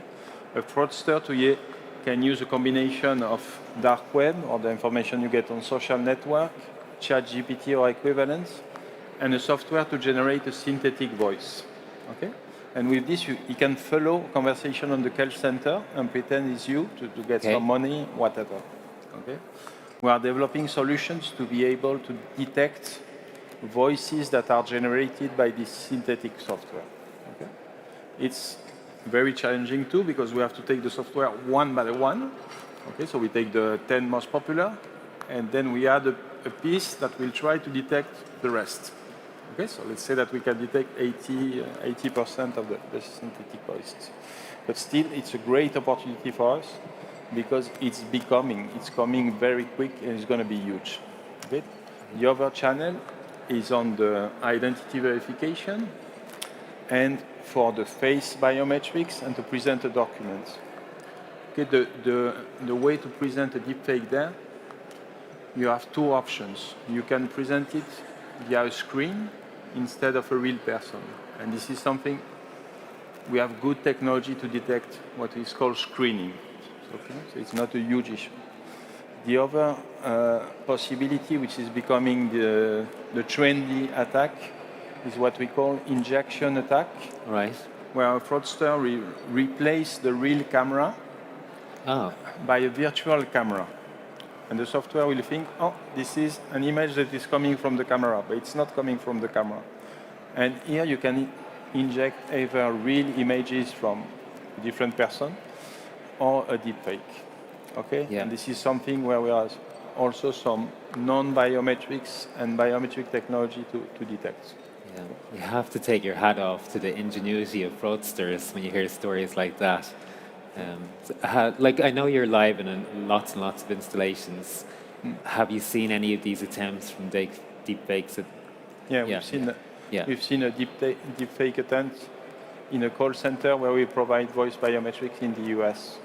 Okay, and we've seen a number of injection attacks in identity verification. Not with deepfake, because honestly, it's easier if you're a pirate to present your selfie and present something by the virtual camera. Wow. But these attacks, they are coming very quickly. Wow, scary. Okay, good to hear that someone's working on solutions anyway. Yeah. David, I'm going to ask you the next questions, that's okay. So, will open banking solutions have a material impact on the way consumers and businesses make payments over the next 5 years? So, in our fintech team, we've heard lots about open banking, but we've seen a few interesting use cases, but possibly hasn't taken off as quick as anticipated. So I'm just wondering what your view is for this over the next 5 years. Yeah, I think it's a really interesting question, and obviously very much a buzzword now in payments, open banking. In effect, it's account-to-account, the ability to share information or cross payments across account using technology. I think there has been adoption to date, but it's been limited to the consumer side and in specific geographies, namely Western Europe and the UK. I think it's grown at about 10% month over month in terms of adoption, and I think we all see it in our everyday lives via Revolut on the consumer side. And really, it's eating the card scheme's lunch, right? So when you go on as a consumer to make an open banking payment, you're doing it instead of a card payment. And why would you do that? You do that because there's no interchange costs, so it's cheaper. There's instant settlement at times, so you don't wait 2 to 3, the merchant doesn't wait 2 to 3 days to get money, and there's also security benefits with the 2FA authentication that comes with open banking. So I would expect to see continued momentum and growth in the consumer side of open banking over the coming quarters and years, and very much still focused on Western Europe and UK.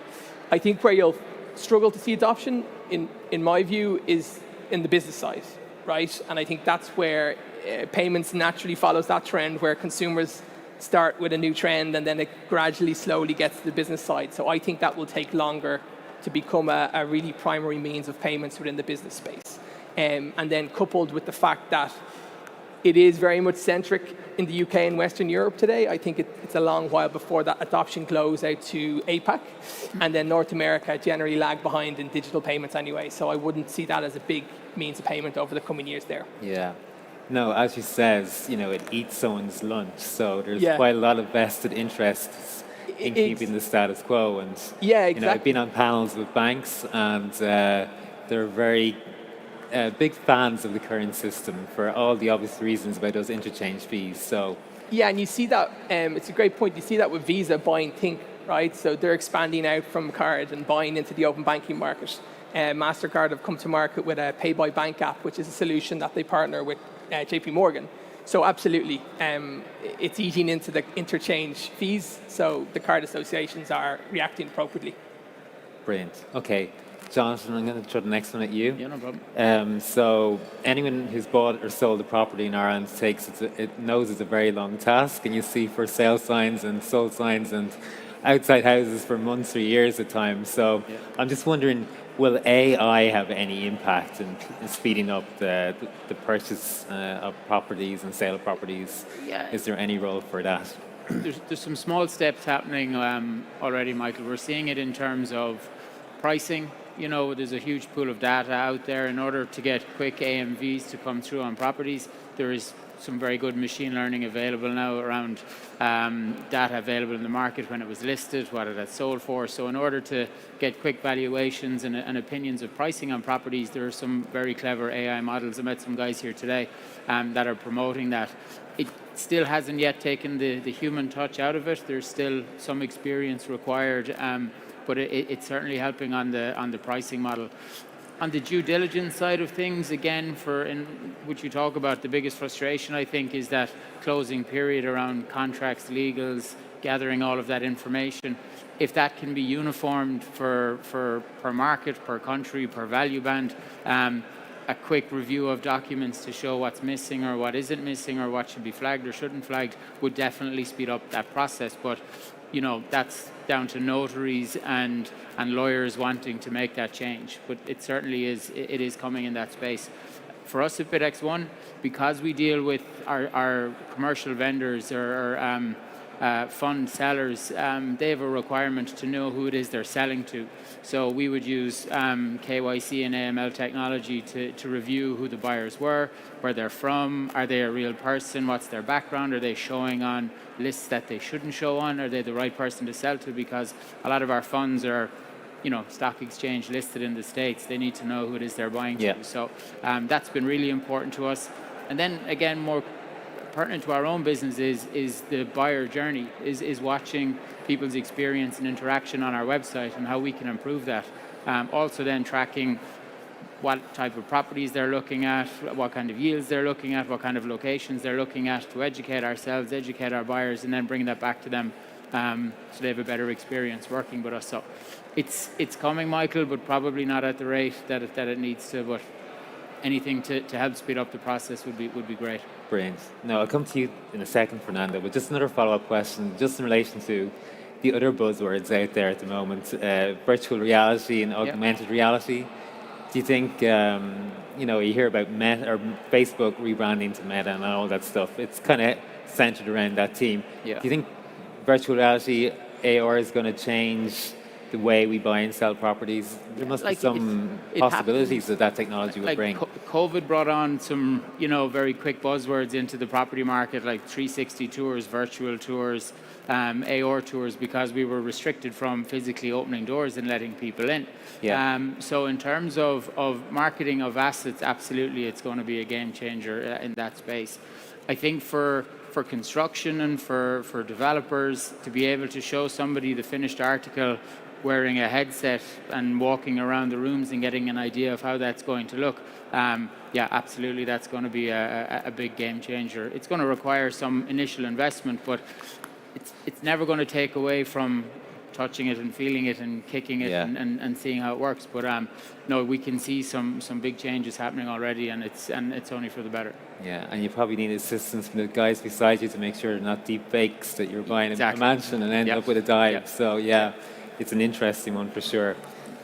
Fernando, I'm going to speak to you about ESG. So that's another important trend, and Fenergo being a very strong RegTech, I'm sure this is a product or service that your clients are demanding. So I know it's big in the European Union at the moment, and it's probably going to spread across the world. I completed a course in ESG investing, and I know it's an alphabet soup of complexity. So I'm just wondering, does Fenergo have solutions to kind of assist bigger corporates initially, and that will trickle down to kind of meet their ESG requirements, and particularly the reporting requirements? Yeah, absolutely. Well, let me first introduce the big pains that banks have, and then we go into the ESG. It's going to be a very short story, but sure. What we need to realize is that client lifecycle management is still a very handy task to do, and it requires a lot of people to work on that process. For example, just to give you a very understandable thing, just to onboard a CIB customer in a big bank will take around 120 days on average, which is quite a long time. And if you go to the retail, it gets better, but it's still on a weeks. So you might be 1, 2, or 3 weeks, 4 weeks on the worst cases. So still, back in the days when you had to go physically to the branches and, with all your documents and show to the guy or lady there, it has improved, but still, work to do. So if you realize the amount of work that needs to be done handily and the hours, people involved, just to give you a very understandable example, one of our customers had 50K clients in their database. They run 15,000 processes to review what's happening with their customers on a yearly basis. And the average cost of each report is 2,000 euros. Wow. So you multiply 15,000 reports on a year times 2,000 euros on average, that is 30 million cost you're having every single year. We are sure that we can provide a 30-40% reduction on that, and that is a big opportunity for banks.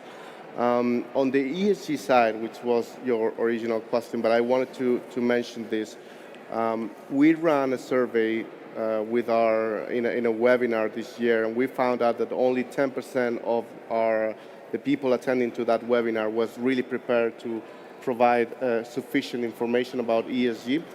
And I think that is due to 3 elements. The lack of formal standards, they're still not there. I know the EU is still working on that, and actually the AMLA, which will going to be the next authority on IML, it's hopefully going to be in Madrid. It's still Madrid as a candidate, so I wanted to also mention that. Also, fragmented compliance environment. They don't know who's going to be the one asking for the information and what's going to be the information and how it's going to be organized, and the legacy systems and data silos. So what we can provide, what happens is ESG is sharing a lot of the DNA of KYC, which is our core solution, right? It's what we do best from the beginning. The reason why is because you have to gather information from data providers in the market. You need to understand what the data means for each of your customers, and then you need to provide a risk assessment. And that's basically in both examples, KYC and ESG happens the same. So what we provide is an engine rule that enables you to organize your journeys, gather the information, provide a risk assessment for each of your customers, and do the reporting. Yeah, so it's a fully integrated solution. Exactly, it's a fully integrated solution. And what is very important is we have two elements that are very significant in our software. One is zero code, so there is no need for development or coding new functionality. Everything is configurable, which is very friendly for users. Secondly, we are API first, which means that we can connect to any data provider or system within the company or the bank very easily through APIs. So that makes everything very handy and very simple. Fantastic. No, thanks for that. Bertrand and Rob, I'm going to turn the next question to you guys. So I'm just asking about your views on the future of digital identity. Will it be centered on blockchains? What's the role of governments and regulators ensuring that consumers' trust in digital identities? Now, my experience in Enterprise Ireland is that Irish people particularly are very risk averse and they're very slow at adopting technology. So I'm just wondering what your view about the future of digital identity will be, and will it be revolved on something that's very innovative like blockchains, or will it be tried and trusted organizations like governments and regulators that will be the key requirement for a successful adoption by consumers and businesses? So Bertrand, I'll start with you, please. Thanks a lot, Michael, for this very easy question. I will look at my crystal ball. I know, yeah. Well, that's what people are here to hear the experts' views, not my view, but your views. Yeah. So it can be very different depending on the continents.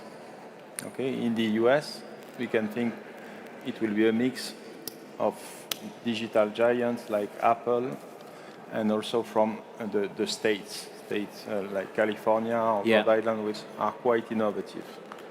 What's the view in Europe? Okay, there is a project at the European level which is called the EU Digital Wallet. Okay. Each member state will be responsible to issue one or several digital wallets.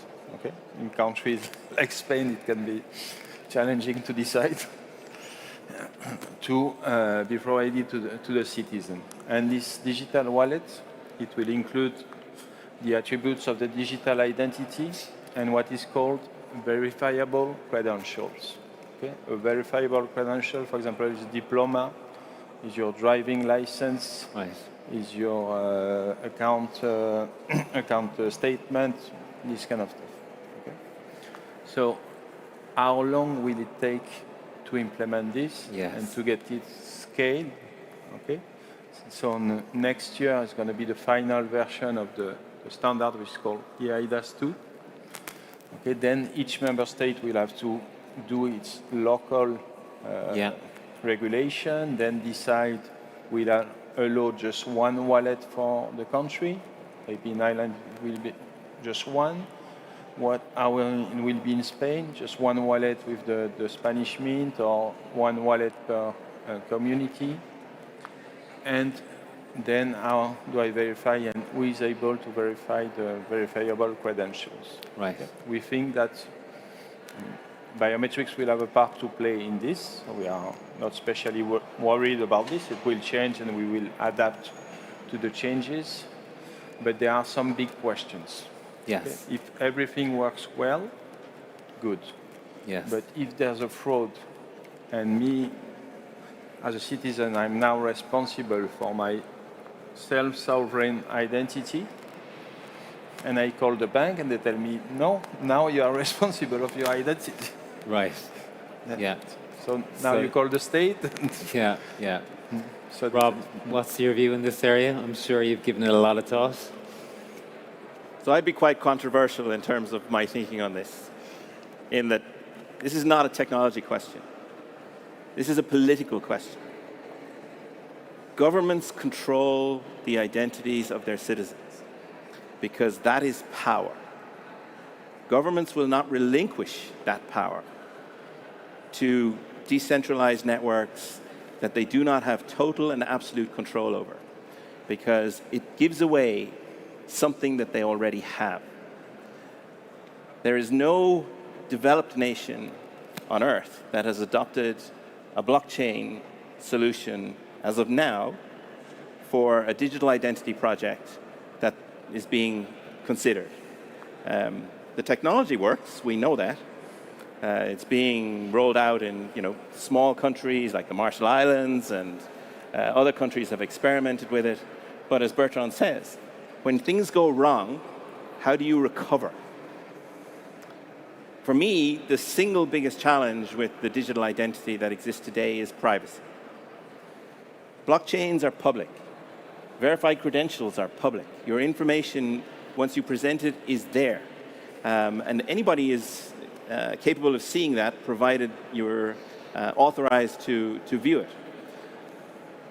We're already seeing instances where hacker networks are gathering huge amounts of digital identity information that is today encrypted, waiting for the day when quantum computing comes along, and then they will decode all of that information and put it to use. That is the problem that I think is potentially waiting for us. When all of that encrypted information suddenly becomes available, how do we protect ourselves against its misuse? If someone stole your identity and is able to steal your financial history, your credit history, your life history, I mean, that's a really scary prospect. So where I think this is going to end up is governments are going to retain control. Regulators are going to put in rules around how information can and cannot be used.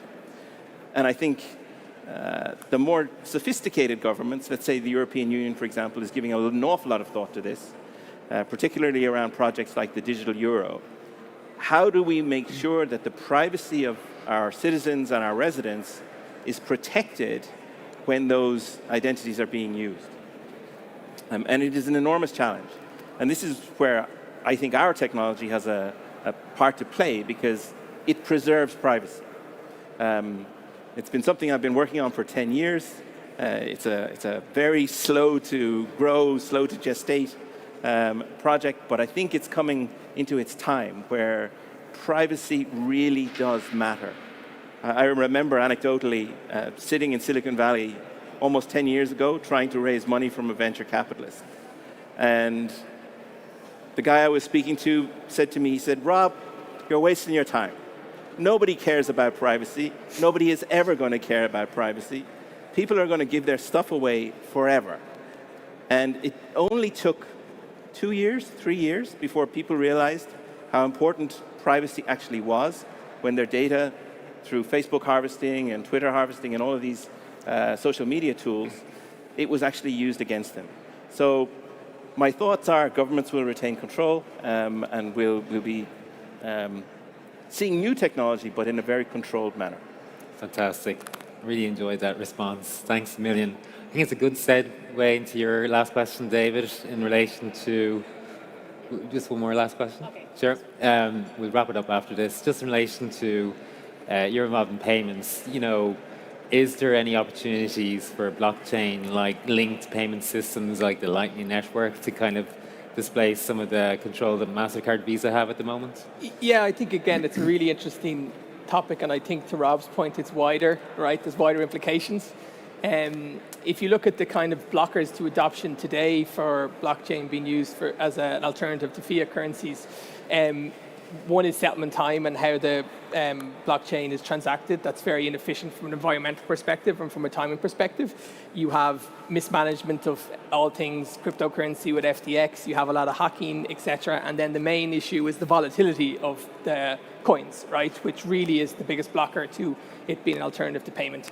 Lightning Network does help with the first one, right? Yep. So currently Bitcoin only settles 7 transactions a second. Visa does 24,000, right? So Lightning Network will help with that first one. but you still have the other outstanding ones, the main one being the volatility. Like if I apply that to what we do today, no one is going to invoice in Bitcoin. If it goes down by 10% or goes up, what you get back wildly fluctuates. So I think there'll be a growth towards digitalization, and stable coins and digital currencies will be more of a mainstay rather than Bitcoin and or altcoins in the next coming years. That would be my perspective. Brilliant. Okay, well, it seems like we've run out of time. It's been fascinating to listen to some experts from really strong Irish companies that are setting the global standard in some of the industries they operate in. So really appreciate everyone's time in this wonderful building in Madrid. So let's do it again next year maybe. But anyway, thank you to David and Jonathan and Rob, Bertrand and Fernando. Muchas gracias. Thank you. Thank you so much. It's been a pleasure to listen to you all. Bueno, ha sido un verdadero placer contar con estos ponentes de excepción que nos han permitido conocer más, tanto en la primera parte de este foro como en esta segunda, mejor los sectores de e-health, pharma y fintech en España e Irlanda, de mano además de las mejores y primicias innovaciones tecnológicas irlandesas y de mano de sus propios creadores. Destacar además que Enterprise Ireland y las empresas irlandesas van a estar a vuestra disposición al final de este foro y también, por supuesto, electrónicamente desde las oficinas de Madrid e Irlanda. Les pido, por favor, que se coloquen para una foto de familia. Please, we may check the family picture. So just smile.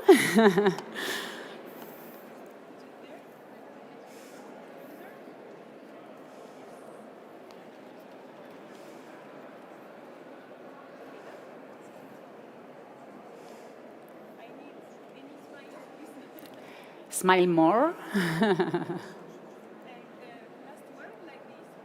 Thumbs up. Yeah. Thank you so much. Looking forward to hearing from you next year as well. Have a great evening in Madrid. Enjoy. Finalizamos aquí con este foro y comenzamos con el siguiente, con el que será el último foro de la jornada. También quiero recordar que en las diferentes salas de Madrid Platform tenemos seminarios muy interesantes.